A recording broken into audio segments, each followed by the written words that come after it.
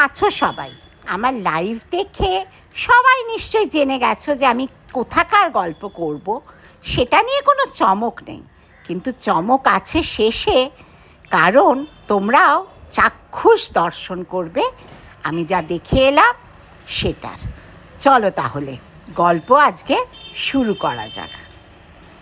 যাত্রা হলো শুরু অনেক অনেক দিন বাদে ট্রেনে করে একটা রাত্রির কাটিয়ে দূরে কোথাও বেড়াতে যাওয়া। পৌঁছে গেলাম শালিমার স্টেশন। আমরাও ঢুকলাম আর আমাদের সঙ্গে সঙ্গে ট্রেনও ঢুকলো।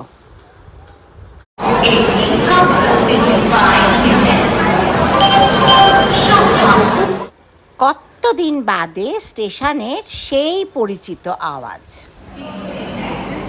বহুদিন বাদে কোনো ট্রেনে করে রাত্রিরে থেকে ট্রেনে করে যাওয়া, কিন্তু এখানে এত আওয়াজ যে কিছুই প্রায় শুনতে পাওয়া যাবে না। আমাদের ট্রেন এসে গেছে, ওই যে ওখানে। এবার উঠতে পড়ি আস্তে আস্তে। চলো, ট্রেনে যেতে না খুব মজা লাগে, তাই না?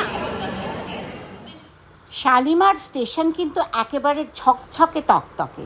নিচে নামার জন্য এরকম ব্যবস্থা রয়েছে, আবার নিচ থেকে ওপরে ওঠার জন্য এরকম ব্যবস্থা রয়েছে। সত্যি কথা বলতে গেলে স্টেশন, ট্রেনের ভেতর রাত্রিরে থাকার অভিজ্ঞতা আগের থেকে এবার অনেক অনেক বেটার।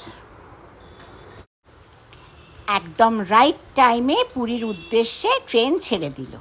বাই বাই কলকাতা কিছুদিনের জন্য।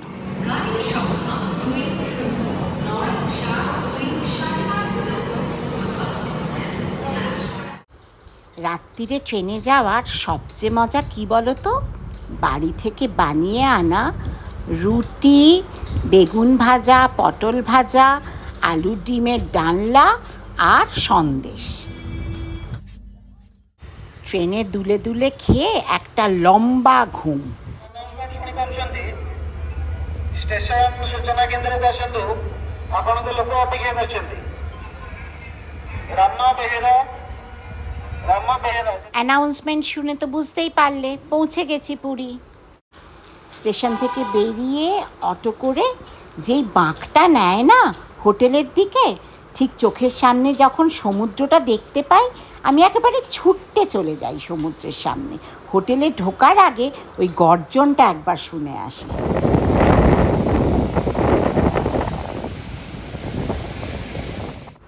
এবারে থাকার আস্তানা ভিক্টোরিয়া ক্লাব। তাড়াতাড়ি করে ব্রেকফাস্ট করে পার্থ আর আমি রিক্সা করে বেরিয়ে পড়লাম, যার জন্য এসেছি তার দর্শন করতে।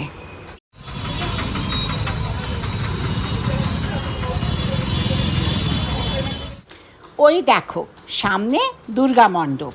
তুমি অটো করে যাও আর রিক্সা করেই যাও, তোমাকে এই দুর্গা মণ্ডপে গিয়ে নেমে পড়তে হবে। তারপরে হেঁটে এগোতে হবে যার দর্শনের জন্য এসেছো তার কাছে। সেদিনটা ছিল স্বর্ণবেশের পরের দিনের সকাল, কিন্তু তাও লোকের লোকারণ্য। আর হাঁটতে হাঁটতে গলির মধ্যে দিয়ে যখন ওই মন্দিরের চূড়াটা প্রত্যেকবার প্রথম দর্শন হয় না, কীরকম যেন হয়ে যায় একটা মনটা আমার। আমার সঙ্গে তোমরাও দুহাত তুলে বলো, জয় শ্রী জগন্নাথ, জয় মা সুভদ্রা, জয় বলরামের জয়।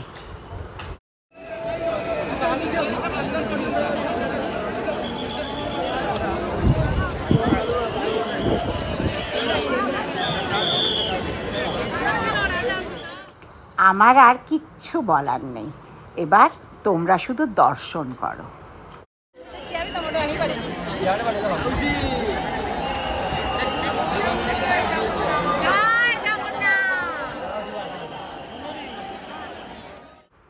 বাড়িতে মাকে, পরিবারের অন্য লোকেদের সবাইকেই তো দেখিয়েছি ওখান থেকে ভিডিও কল করে, কিন্তু এখন তোমরাও তো আমার বন্ধু, এটা তোমাদের সঙ্গে না ভাগ করে নিলে কি হয় কোনো দিনও, বলো তো? আমার বহু দিনের আকাঙ্ক্ষা রথে পুরী আসা, এবার ঠাকুর টানলেন, তাই জন্যই হয়তো তার সামনে এসে দাঁড়াতে পারলাম আমি।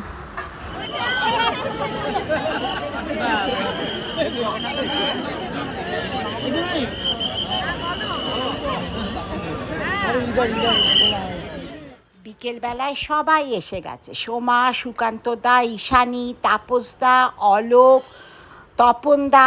আজকে ঠাকুরের অধরপণ।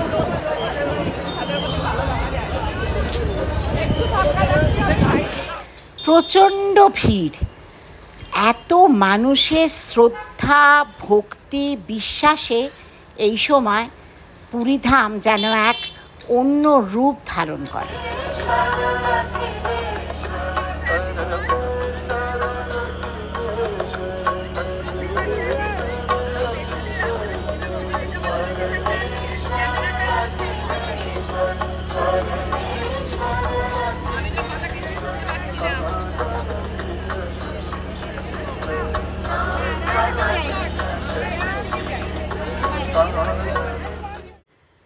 জগন্নাথ মন্দির নিয়ে তো অনেক গল্প আছে, কিন্তু আমাকে সবচেয়ে কি অবাক করে বলো তো, ওই যে ধ্বজা, ওটা কীরকম হাওয়ার বিপরীতে সোজা একেবারে ওড়ে। আমাকে প্রত্যেকবার এটা বিস্মিত করে।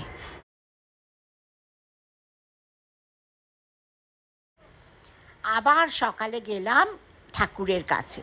আসলে এরকম সুযোগ তো মন্দিরের মধ্যে থাকলে হয় না। আজকে বিকেলে রসগোল্লা ভোগ।